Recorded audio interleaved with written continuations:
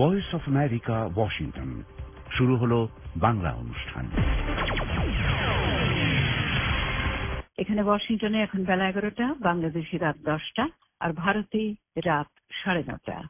আমি রোকেয়া হায়দার শ্রোতাদের সবাইকে অনেক অনেক প্রীতি ও শুভেচ্ছা জানিয়ে আজকের অধিবেশনে স্বাগত জানাচ্ছি। আজকে আমাদের অনুষ্ঠান আপনারা যেমন জানেন 8 ঘন্টার, এবং ফেসবুক লাইভ এখন প্রচারিত হচ্ছে না। কোভিড প্যান্ডেমিকের কারণে আমরা ঘর থেকে অনুষ্ঠান প্রচার করছি, এবং সেই জন্য স্টুডিও ফিরে না যাওয়া পর্যন্ত ফেসবুক লাইভ প্রচার করা আমাদের জন্য সম্ভব হচ্ছে না। আমরা দুঃখিত। তাহলে আসুন আজকে আমরা অনুষ্ঠান শুরু করি। ঢাকা থেকে রিপোর্ট পাঠিয়েছেন সংবাদদাতা জহুরুল আলম। স্বল্পোন্নত দেশের তালিকা থেকে উন্নয়নশীল দেশে উত্তরণের বিষয়ে জাতিসংঘের চূড়ান্ত সুপারিশ পাওয়ার বিষয়টিকে বাংলাদেশের জন্য একটি ঐতিহাসিক ঘটনা বলে বর্ণনা করেছেন প্রধানমন্ত্রী শেখ হাসিনা। জাতিসংঘের চূড়ান্ত সুপারিশ লাভ করা উপলক্ষে শনিবার এক ভার্চুয়াল সংবাদ সম্মেলনে প্রধানমন্ত্রী এমন মন্তব্য করে বলেন, সমগ্র জাতির জন্য এটা আনন্দের ও গর্বের। বাংলাদেশ গতকাল স্বল্পোন্নত দেশ থেকে উন্নয়নশীল দেশে উত্তরণের জন্য জাতিসংঘের চূড়ান্ত সুপারিশ লাভ করেছে। আমরা উন্নয়নশীল দেশে উন্নীত হওয়ার পূর্ণ যোগ্যতা অর্জন করেছি। সমগ্র জাতির জন্য এটা অত্যন্ত আনন্দের এবং গর্বের। এক যুগ আগের বাংলাদেশ আর আজকের বাংলাদেশ এক নয় বলে উল্লেখ করে তিনি বলেন, আজকের বাংলাদেশ এক বদলে যাওয়া বাংলাদেশ।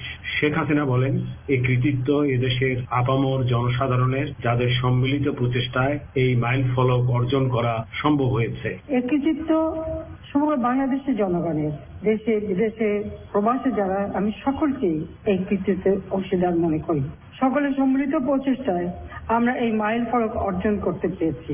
এই শুভ মুহূর্তে আমি দেশ ও দেশের বাইরে অবস্থানরত বাংলাদেশের সকল নাগরিককে আমার আন্তরিক অভিনন্দন জানাচ্ছি। আমাদের উন্নয়ন সহযোগীদের ধন্যবাদ জানাচ্ছি।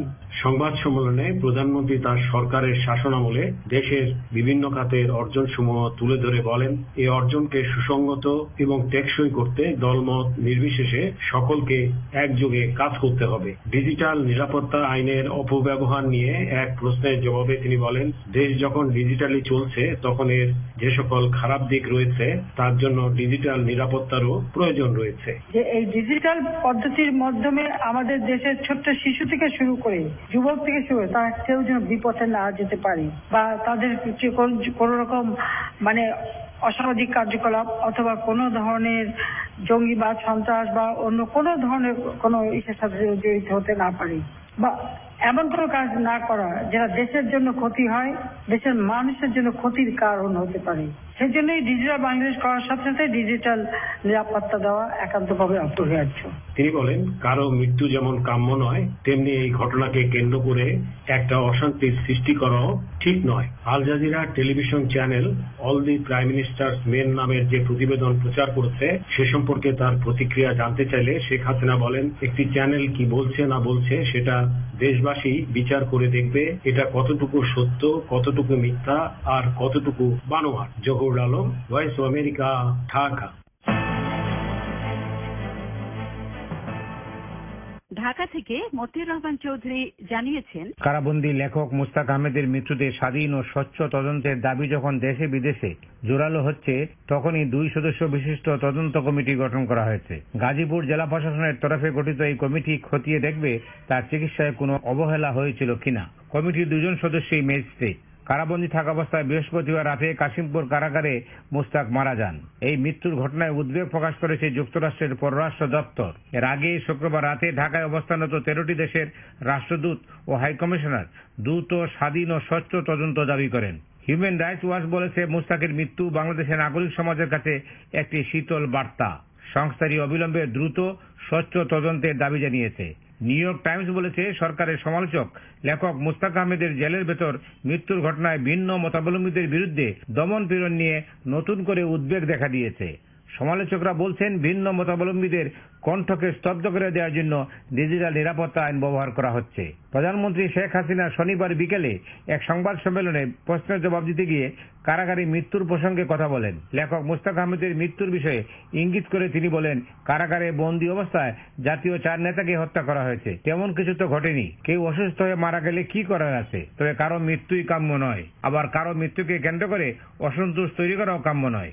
যুক্তরাষ্ট্রের পররাষ্ট্র দপ্তরের মুখপাত্র নেড প্রাইস এক টুইট বার্তায় বলেছেন, বাংলাদেশি লেখক মুশতাক আহমেদের মৃত্যুতে আমরা উদ্বিগ্ন, যিনি ডিজিটাল আইনে আটক ছিলেন। আমরা বাংলাদেশ সরকারের কাছে এই ঘটনার স্বচ্ছ তদন্তের আহ্বান জানাচ্ছি এবং সকল দেশের প্রতি স্বাধীনভাবে মত প্রকাশের অধিকার সমুন্নত রাখতেও আহ্বান জানাচ্ছি। লেখক মুশতাক আহমেদের কারাগারে মৃত্যুর বিচার, ডিজিটাল নিরাপত্তা আইনে গ্রেপ্তার থাকা ব্যক্তিদের মুক্তি ও আইনটি বাতিলের দাবিতে রাজধানীতে মিছিল করেছে কয়েকটি বাম ছাত্র সংগঠন। শুক্রবার রাতে যারা মিছিল করেছিল তাদের 7 জনের নামে হত্যা চেষ্টার মামলা দায়ের করেছে পুলিশ। লেখক মুশতাক আহমেদকে নিয়ে পোস্ট দেয় খুলনায় ডিজিটাল নিরাপত্তা আইনে শ্রমিক, কৃষক, ছাত্র জনতা ঐক্য পরিষদের সমন্বয়ক রুহুল আমিনকে গ্রেপ্তার করেছে পুলিশ।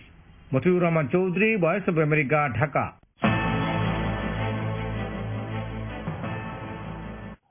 আমাদের কক্সবাজার সংবাদদাতা মোয়াজ্জেম হোসেন শাকিলের প্রতিবেদন। ইসলামিক সহযোগিতা সংস্থা ওআইসির একটি প্রতিনিধি দল রোহিঙ্গা ক্যাম্প পরিদর্শন করবেন রবিবার। 5 সদস্যের প্রতিনিধি দলটির নেতৃত্ব দিচ্ছেন ওআইসির সহকারী মহাসচিব H.E. ইউসেফ আল-বেদাই। বাংলাদেশ সরকারের অতিরিক্ত শরণার্থী, ত্রাণ ও প্রত্যাবাসন কমিশনার মোহাম্মদ শামসুদ্দৌজা জানিয়েছেন, সকালে প্রতিনিধি দলটি বাসাঞ্চর আশ্রম প্রকল্প পরিদর্শন করবেন। সেখানে স্থানান্তর হওয়া রোহিঙ্গাদের সাথেও কথা বলবেন তারা। এরপর দুপুরে যাবেন কক্সবাজারের রোহিঙ্গা ক্যাম্পে, সেখানেও কথা বলবেন রোহিঙ্গা নেতাদের সাথে। এরপর সাংবাদিকদের মুখোমুখি হওয়ারও কথা রয়েছে। এ সময় কথা বলবেন ইসলামিক সহযোগিতা সংস্থা ওআইসির সহকারী মহাসচিব। Moazzem Hossain Shakil, voice of America, Cox's Bazar.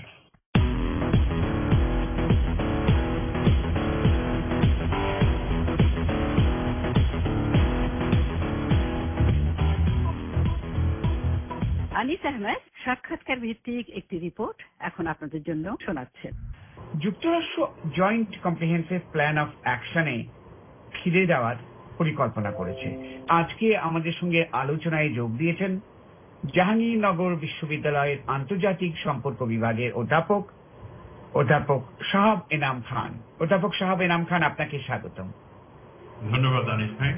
যুক্তরাষ্ট্র এই যে একটা সিদ্ধান্ত সম্ভবত নেবে, বাইডেন প্রশাসন বলেছে যে এতে তারা যোগ দেবে, তাহলে আপনি কি মনে করেন যে ইরানের সঙ্গে যুক্তরাষ্ট্রের সম্পর্কের বরফ খানিকটা গলবে?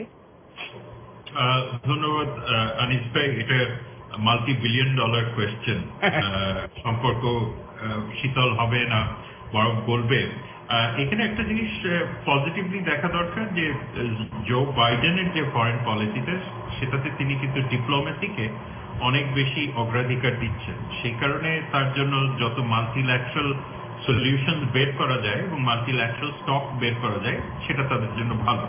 এছাড়া বাইডেন অ্যাডমিনিস্ট্রেশনে দুটো ইম্পর্টেন্ট অ্যাপয়েন্টমেন্ট আছে। একটা হলো রবার্ট মেলি, যিনি special envoy for Iran policy, এবং অফকোর্স জন কেরি, এবং তাদের প্রত্যেকেরই কিন্তু ইরানের সাথে ভালো সম্পর্ক ছিল এবং তাদের রেগুলার ইন্টারাকশন ছিল ইভেন যখন ট্রাম্প অ্যাডমিনিস্ট্রেশন সেখানে ছিল।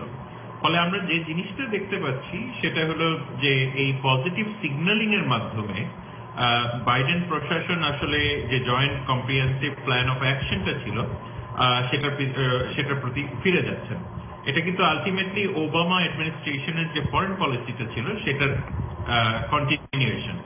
এখানে এটার সাথে আরো দুটো বিষয় আমাদের ভুলে গেলে হবে না। দুটো বিষয় কিন্তু ঘটেছে। একটা হলো যে বাইডেন অ্যাডমিনিস্ট্রেশন কিন্তু IMF এর অর্থাৎ ইন্টারন্যাশনাল মনিটারি ফান্ডের যে $5 বিলিয়ন কোভিড-19 রিলিফ বা আপনার বেইল আউট বা লোন যেটাই বলেন না কেন, সেটাতে কিন্তু অপোজ করেন।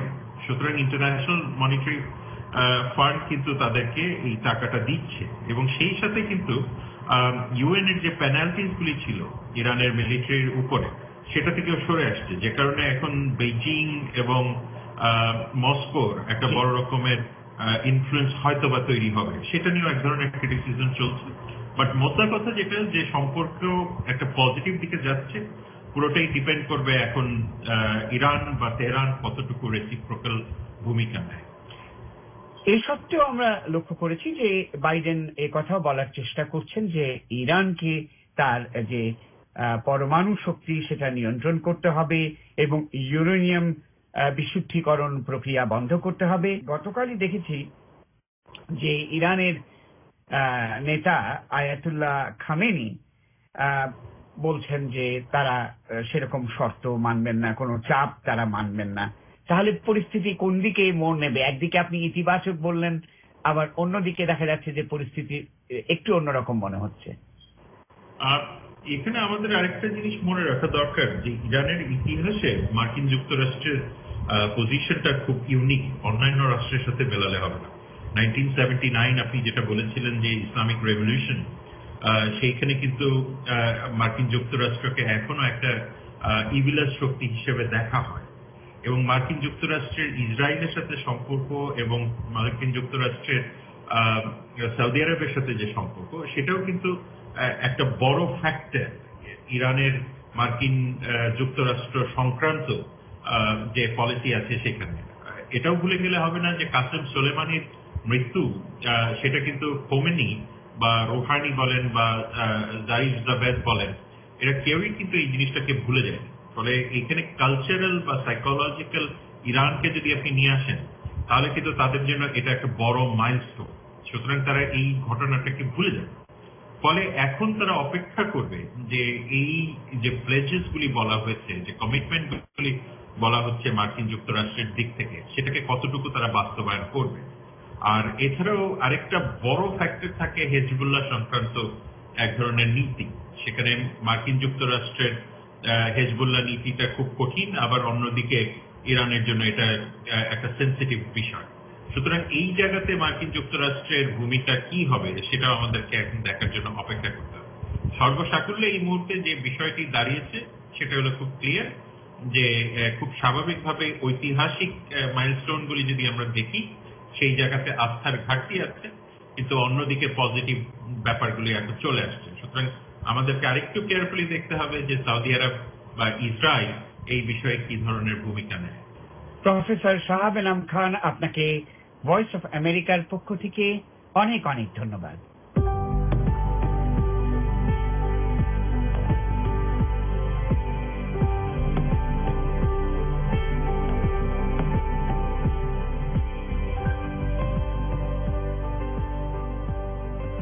কলকাতা থেকে পরমাশিস ঘোষ সাহেব প্রতিবেদনে তিনি বলেছেন,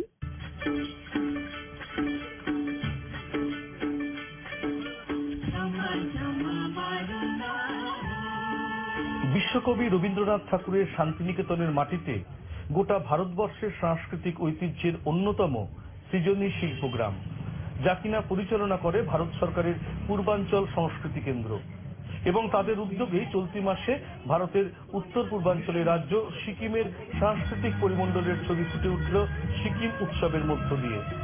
উৎসবের উদ্বোধনী সন্ধ্যায় মঞ্চে উপস্থিত ছিলেন পদ্মশ্রী ডাক্তার সুশোভন বন্দ্যোপাধ্যায়, পূর্বাঞ্চল সংস্কৃতি কেন্দ্রের অধিকর্তা এবং সিকিম সরকারের সংস্কৃতি বিভাগের চেয়ারম্যান সহ বিশিষ্ট জনেরা। উদ্বোধনী পর্বের শেষে তারা প্রত্যেকেই একে একে জানালেন এই উৎসবের আয়োজন এবং প্রাসঙ্গিকতা প্রসঙ্গে। আমাদের ভারতবর্ষ বিভিন্নভাবে ভৌগোলিকভাবে এবং আঞ্চলিকতার যে ভৌগোলিক অবস্থান হয়েছে তার ছাতার তলায় যে আমরা ভারতবর্ষ রয়েছি তার একটা প্রচেষ্টা এই সমস্ত কেন্দ্রগুলোর মধ্যে দিয়ে আনা হচ্ছে। এটা একটা চমৎকার জিনিস। ये एकदम ही बहुत अच्छा कार्यक्रम हो रहा है और हम सभी लोग वेस्ट बंगाल का और ये शांति निकेतन का वासियों के लिए उन सब लोगों के प्रति हम आभारी और धन्यवादी है। আমরা যে সিকিম উৎসব করছি, আমরা কালচারালি সব স্টেটগুলোকে একটু ইন্টিগ্রেট করার চেষ্টা করছি। এটা হচ্ছে আমাদের এক ভারত শ্রেষ্ঠ ভারত, আমাদের প্রধানমন্ত্রীর একটি পরিকল্পনা। পরবর্তীতে উৎসবে অংশগ্রহণকারী শিল্পীরাও জানালেন তাদের প্রতিক্রিয়া। और मुझे एकदम खुशी लगा इधर आके और इधर डांस करके मुझे एकदम खुशी लग रहा है। মানে অ্যাকচুয়ালি কবিগুরুর জায়গা তো এটা তো সবারই, আপনারা সবাই জানেন না, একটা আলাদা আন্তরিক থাকে, আমাদের আন্তরিকতা, আমাদের ভিতর থেকে একটা ওনার প্রতি নমন।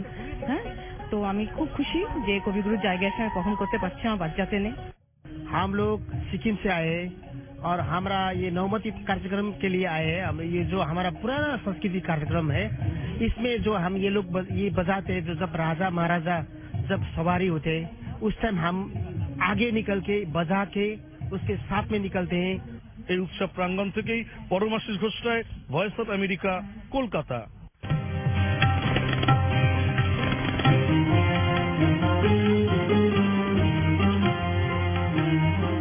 শ্রোতা বন্ধুদের প্রীতি ও শুভেচ্ছা জানিয়ে শুরু করছে আজকের চিঠিপত্রের জবাবের আসর। আশা করি আপনারা সবাই ভালো আছেন, নিরাপদে আছেন।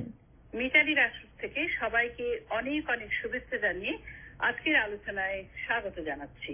তাহেরা, আজকে আমরা শ্রোতাদের কথাও শুনবো এবং আমাদের একজন সহকর্মীর কথা শুনবো, বুঝতে পারলে? হ্যাঁ, আজকে আমাদের সঙ্গে যোগ দিচ্ছেন, অনেকেই হয়তো তার সঙ্গে দেখা করেছেন শ্রোতা সম্মেলনে।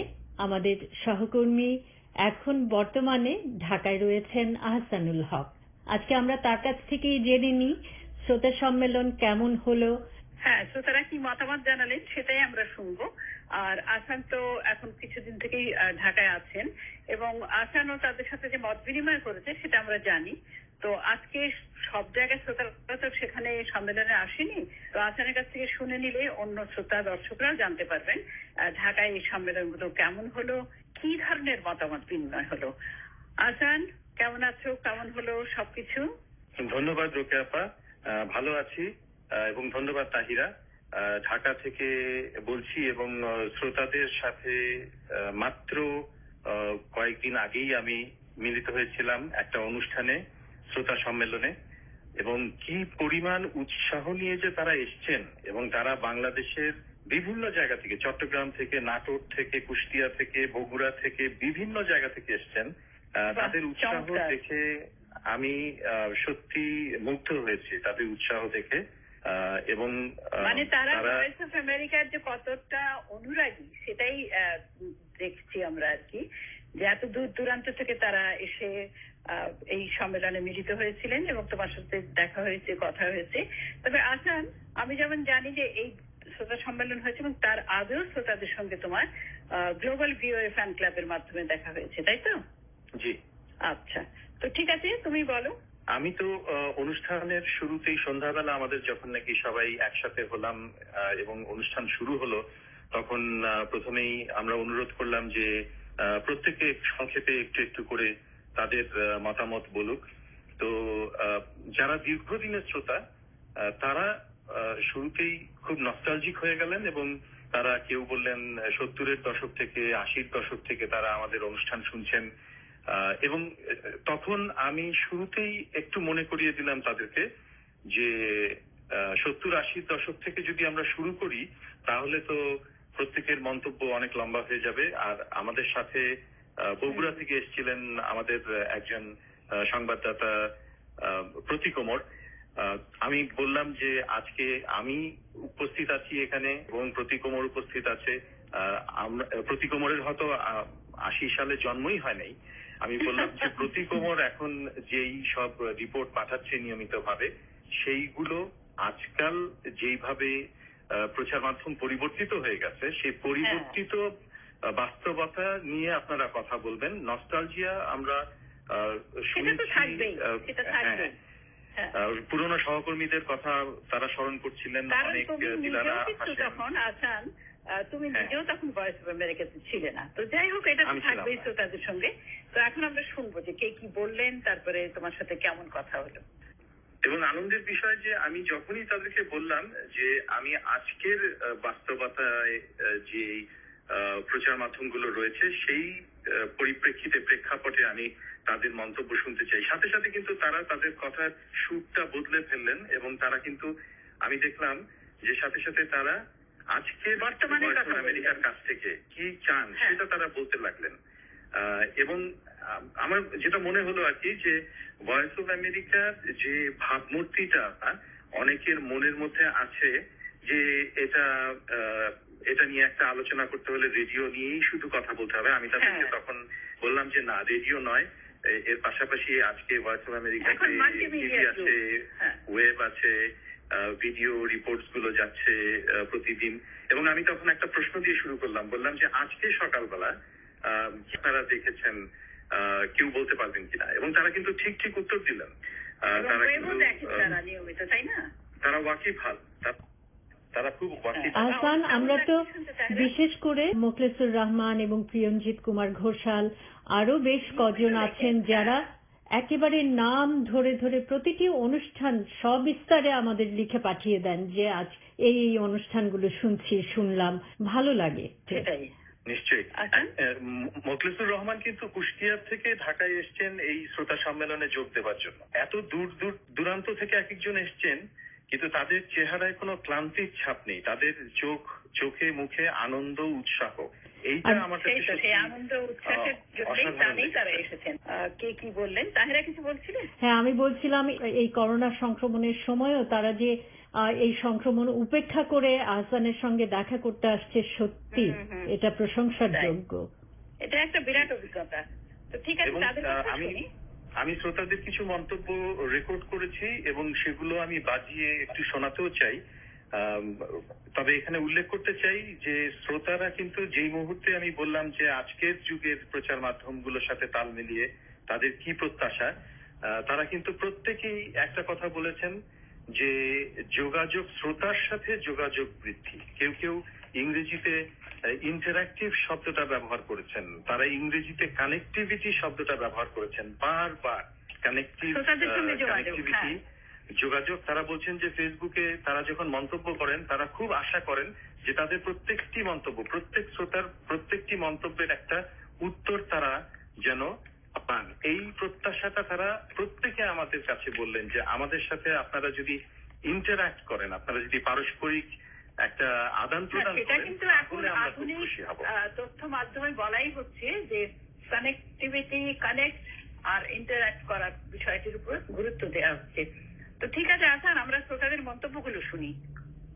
হ্যাঁ, প্রথমেই আমি চট্টগ্রাম থেকে এসেছিলেন যুবরাজ চৌধুরী, তার একটা মন্তব্য, খুব সংক্ষেপে মন্তব্যগুলো আমি বাজিয়ে শোনাচ্ছি। তিনি এই অনুষ্ঠানটায় অনেক পরিশ্রমও করেছেন তিনি ব্যক্তিগতভাবে, সেই জন্য তাকে ধন্যবাদ। চলুন শোনানো যাক যুবরাজ চৌধুরী কি বলেছেন। যোগাযোগ বাড়াবে, আর আমরাও বাংলাদেশ থেকে চেষ্টা করবো ভয়েস অফ আমেরিকাকে গ্রাম থেকে গ্রাম করে সবার আড়ালে পৌঁছে। এরপরে ফেনী থেকে এসছেন রেজাউল হক হেলাল। তিনি একজন লেখক, তিনি একসময় বাংলাদেশ দূতাবাসে পৃথিবীর বিভিন্ন দেশে কাজ করেছেন। রেজাউল হক হেলাল তিনি ভয়েস অফ আমেরিকার কাছ থেকে আশা করেন যে নতুন তথ্য, অজানা তথ্য সেগুলি শোনানোর। এবং আরেকজন শ্রোতা তার পাশে বসেছিলেন, তিনিও বলছিলেন যে ডিএক্সিং করে যেসব শ্রোতা তারা অজানা তথ্য শুনতে চায় অনেক বেশি। রেজাউল হক হেলাল ফেনী থেকে কি বলছেন চলুন শোনা যাক। ভয়েস অফ আমেরিকা এমন নতুন কিছু তথ্য দিবে আমাদের প্রজন্মকে, সারা বিশ্বের আনকমন দূর দূরান্তের বিভিন্ন দেশে বিভিন্ন পলিটিক্যাল ইস্যু, বিভিন্ন শিক্ষা ব্যবস্থা, কালচার, ট্রেডিশন, হিস্টোরিক্যাল হেরিটেজ ইত্যাদি নিয়ে নতুন কোনো অনুষ্ঠান শ্রোতাদেরকে যেন দিতে পারে, এই দৃষ্টি আকর্ষণ করছি লোকের কাছে। উপস্থিত ছিলেন আরেকজন শ্রোতা, দীর্ঘদিনের শ্রোতা এবং দর্শক তানভীর সিদ্দিকী, তার মন্তব্য শোনা যাক। যে আধুনিক যুগে যেটা হয়েছে সেটা হচ্ছে ভয়েস অফ আমেরিকাকে অনেক টেকনোলজির সঙ্গে, অনেক এজেন্সির সঙ্গে প্রতিযোগিতায় টিকে থাকতে হচ্ছে। সেই ক্ষেত্রে তাদের অনুষ্ঠান বিন্যাস, শ্রোতাদের সঙ্গে সম্পর্ক উন্নয়ন, এই সমস্ত বিষয়গুলো নিয়ে আরেকটু ভাবা এবং একটু রিসার্চ করা, ইন্টারেক্টিভ অনুষ্ঠান করা, এই বিষয়গুলো নিয়ে কুষ্টিয়া থেকে এসেছিলেন মোখলেসুর রহমান, যিনি আরেকজন আমাদের দর্শক এবং শ্রোতা। তিনি যোগাযোগ বৃদ্ধির কথাটা তিনিও বললেন। আমি ভয়েস অফ আমেরিকার কাছে আমার প্রত্যাশা, ভয়েস অফ আমেরিকা প্রত্যেকটা শ্রোতার সঙ্গে যোগাযোগ সুসম্পর্ক বজায় রাখুক। আপনারা শুনলেন যে বিভিন্ন শ্রোতারা ছোট ছোট মন্তব্য করেছেন অনুষ্ঠানে, এবং যেটা বললাম যে আমি সত্যি মুগ্ধ তাদের উৎসাহ দেখে, এবং তাদের অনেক প্রত্যাশা ভয়েস অফ আমেরিকার কাছে, তাদের অনেক প্রত্যাশা, এবং তারা চান যে ভয়েস অফ আমেরিকা ভবিষ্যতে আরো ভালোভাবে শ্রোতাদের কাছে পৌঁছে যাক। কোন কোন শ্রোতা বলেছেন যে টপিক্যাল বিষয় নিয়ে আরো বেশি আলোচনা তারা চান, সেটা কারো কারো এই পরামর্শগুলো খুবই ভালো, এবং আহসান ও তাহেরা দুজনেই একমত হবে যে প্রত্যেকেরই বক্তব্য যে আরো শ্রোতা বান্ধব হোক আমাদের প্রচার মাধ্যম। তো ঠিক আছে, আমরা সেদিকেই নজর দেব। আজকে তো হাতে আর বেশি সময় নেই। আমার মনে হয় যে আজকে আর চিঠিপত্রের দিকে নজর দেওয়া যাবে না। শ্রোতাদের বক্তব্য শুনলাম আহসান এবং তাহেরা, আমাদের কিন্তু আজকে উঠতে হয়। অনেক ধন্যবাদ আহসান আপনাকে। আহসান আপনাকে অনেক ধন্যবাদ। চমৎকার সব বিবরণ শুনলাম। মনে হলো মুহূর্তের মধ্যে ঢাকায় চলে গেছি, শ্রোতা বন্ধুদের মধ্যে আমরাও রয়েছি। অনেক ধন্যবাদ। শ্রোতা বন্ধুরা, হাতে আর সময় নেই। আপনারা যে যেখানে আছেন ভালো থাকুন, সুস্থ থাকুন। মিতালি রাসু, আজ তাহলে এ পর্যন্তই।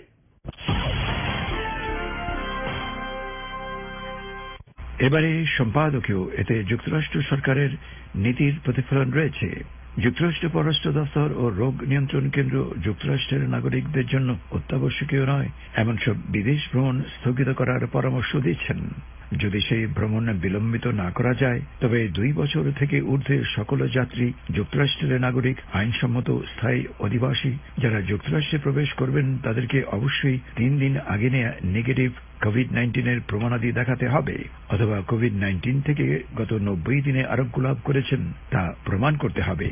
এসব প্রমাণাদিতে অন্তর্ভুক্ত থাকতে হবে হ্যাঁবোধক ভাইরাল পরীক্ষার ফলাফল এবং স্বাস্থ্য পরিচর্যা কর্মী বা স্বাস্থ্য কর্মকর্তার সত্যায়নের চিঠি, যাতে বর্ণিত থাকবে যে এই যাত্রী ভ্রমণে সক্ষম। পররাষ্ট্র দপ্তরের বিশেষ ব্রিফিংয়ে ভারপ্রাপ্ত সহকারী পররাষ্ট্রমন্ত্রী ইয়ান ব্রাউনলি কনসুলার ব্যুরো থেকে জানান, সকল বিদেশগামী যাত্রীদের তাদের ভ্রমণ কর্মসূচি ব্যাপকভাবে ব্যাহত হতে পারে এবং সেজন্য অবশ্যই প্রস্তুত থাকতে হবে। যদি যুক্তরাষ্ট্রের কোন নাগরিক প্রস্থানের সময় হ্যাঁবোধক কোভিড পরীক্ষার ফলাফল দেখাতে না পারেন, তবে যুক্তরাষ্ট্রে তার ফেরত আসা কয়েক সপ্তাহের জন্য বিলম্বিত হতে পারে। সেই সময়টাতে তাদের থাকা খাওয়া ও চিকিৎসা খরচ তাদের নিজেদের বহন করতে হবে। তাই ব্রাউনলি সকল যুক্তরাষ্ট্রের নাগরিকদের তাদের বিদেশ ভ্রমণের কর্মসূচি পুনর্বিবেচনা করার পরামর্শ দিচ্ছেন। তবে ভ্রমণ যদি স্থগিত না করা যায়, তবে অপ্রত্যাশিতভাবে বিদেশে বেশি সময় থাকার জন্য বিকল্প ব্যবস্থা বা প্ল্যান বি নেবার জন্য উৎসাহিত করা হচ্ছে। রোগ নিয়ন্ত্রণ সেন্টারের বিশ্ব অভিবাসন ও কোয়ারেন্টাইন বিভাগের পরিচালক ডক্টর মার্টি সিট্রন বলেছেন, ভাইরাস ও এর প্রজাতির বর্ধিত হুমকি মোকাবেলায় এসব পদক্ষেপ নেওয়া হয়েছে। তিনি বলেন, তার কথায়, নতুন প্রজাতির ভাইরাসের উত্থান আমাদের প্রয়াসে নতুন এক চ্যালেঞ্জের মুখোমুখি করেছে, আর তা হল সংক্রমণের বিরুদ্ধে টিকা কর্মসূচি। ডক্টর সিট্রন বলেন, যুক্তরাষ্ট্রের নাগরিকদের স্বেচ্ছা প্রণোদিত ভ্রমণ যতদিন না সংক্রমণ নিয়ন্ত্রিত হচ্ছে বা টিকা কর্মসূচি ত্বরান্বিত হচ্ছে তা স্থগিত করা বাঞ্ছনীয়। উপ সহকারী পররাষ্ট্রমন্ত্রী ব্রাউনলি বলেন, তার কথায়, পররাষ্ট্র দপ্তর বিচক্ষণ ও বিজ্ঞান ভিত্তিক উপায়ে মহামারীর বিরুদ্ধে অভিযানে প্রশাসনের প্রয়াস সমুন্নত রাখতে প্রতিশ্রুতিবদ্ধ থাকবে। বহু দেশ বর্তমান মহামারীর নিরিখে তাদের ভ্রমণ সংক্রান্ত চাহিদার পরিবর্তন আনছে।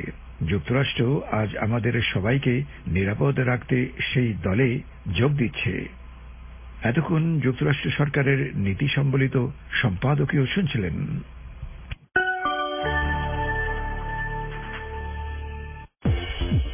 আশা করি আমাদের আজকের অনুষ্ঠান আপনাদের ভালো লেগেছে। আজকের এই অনুষ্ঠানটি আপনাদের কেমন লাগলো আপনারা অবশ্যই জানাবেন।